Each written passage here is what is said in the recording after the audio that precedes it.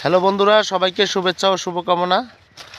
আজকে এই হলুদ বাড়ি এসেছি। আমি তো জানি না এই কী জাতের হলুদ, তাহলে একটু চাচার কাছে একটু শুনে নেব। চাচা, এগুলো কী জাতের হলুদ লাগাইছেন আপনি? এইটা দেবী পাট। এটা কতদিনের আবাদ? এটা 10 মাস যাবে। 10 মাসে আপনার হলুদে তো মোটামুটি গাছ বড়, তা কেমন ফলন আশা করতেছেন? ফলন তো মোটামুটি ভালো আছে। এইটা হইতে পারে বিঘা 70-80 মন। হ্যাঁ হ্যাঁ হ্যাঁ। 70 থেকে 80 মন পর্যন্ত হইবে। আচ্ছা, এই হলুদটার কালার কেমন আসে, রং? এইটা রং একটু কম হবে, ওই দেবী মিয়ার নাম রং বেশি হবে। পাটনাইট। ও, পাটনাইও কাটছেন আপনি? হ্যাঁ, পাটনাইট আছে ওইটা। ও, পাটনাই এইটা? ওইটা। আচ্ছা আচ্ছা আচ্ছা, দেখি দেখি পাটনাইটা একটু দেখাই। পাটনাইটার বেশি রং হয়। ও আচ্ছা আচ্ছা, এইটা হচ্ছে পাটনাই। হ্যাঁ পাটনাইটা বোধহয় একটু গাছটা একটু ছোট আকার হয় না? হ্যাঁ, ছোট আকার হয়। হ্যাঁ, ফলন হ্যাঁ, তো হ্যাঁ। বেশি।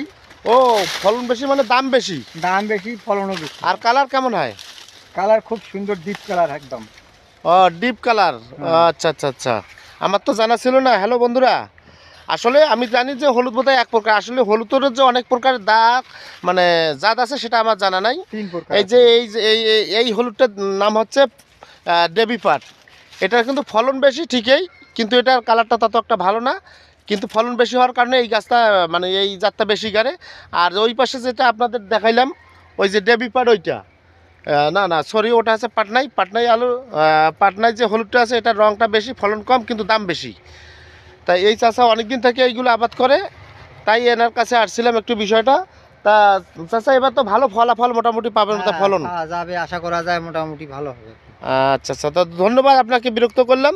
তা বন্ধুরা, আপনারা কারা কারা এইভাবে হলুদ লাগিয়েছেন একটু কমেন্টে জানাবেন।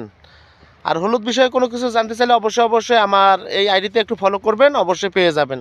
তা সবাই সুস্থ থাকবেন, ভালো থাকবেন, ধন্যবাদ সবাইকে।